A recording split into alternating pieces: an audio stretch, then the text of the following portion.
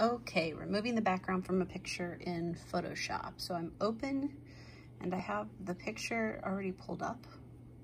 Now what we're gonna do is over here on my side panel, I've got an eraser selection. You see that?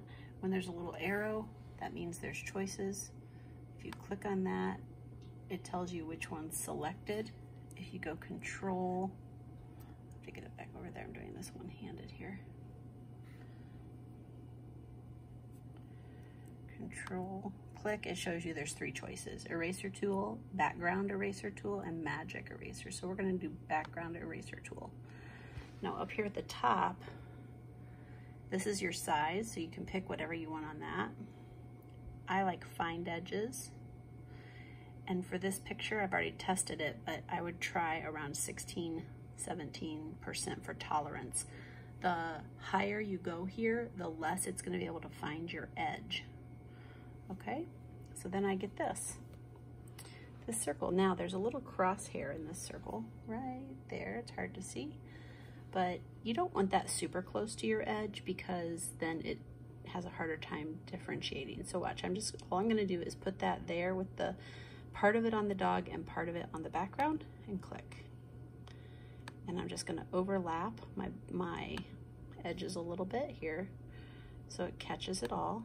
I'll show you soon what happens if I go too close to the dog. So here, let's see, to take some of the ear, a little bit of the ear. I'm gonna back that one up. Go here, here, and then when it didn't take that, I'm gonna come down and hit it tighter. And same thing here, I'm just gonna pay attention to if it gets the dog or not. And you can hold down and kind of like scroll like that a little bit. You can just take all the top off. It's really not hard. The biggest thing you need to know, so we'll come in here, and if you're ever catching too much, see how I caught some of his thigh there? I'm gonna back that off, and I'm gonna try to come down a little bit more. That was better. I may have to adjust the tolerance. That one worked good. Yeah, that got some of his feet too much. I may have to lower the tolerance a little bit to get into some of those nooks and crannies. So, there it is. You can also just use a regular eraser, but then you have to have a pretty steady hand for going over it. And you can see some of those shadows. Those are actually still a little bit of coloration left in the image. I'm gonna go right on top of that, whatever that is. It's picking up. Okay, so I'm gonna come up here and I'm gonna lower the tolerance a little. Down, let's try 12. And I'll go right here. Oh, I still got some of his thigh. Let's lower it a little bit more. Let's go 10. Woo, baby. I'm gonna try to put this more on the edge. Nope, didn't like that.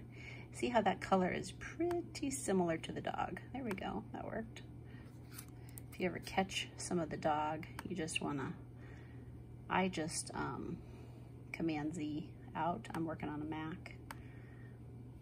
So yeah, it's fairly easy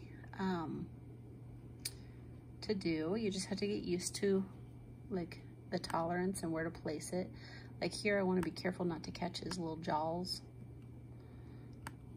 Oop, caught some of his chest. So I'm just gonna leave that for a second. I'll come back and do the fine detail work in a bit.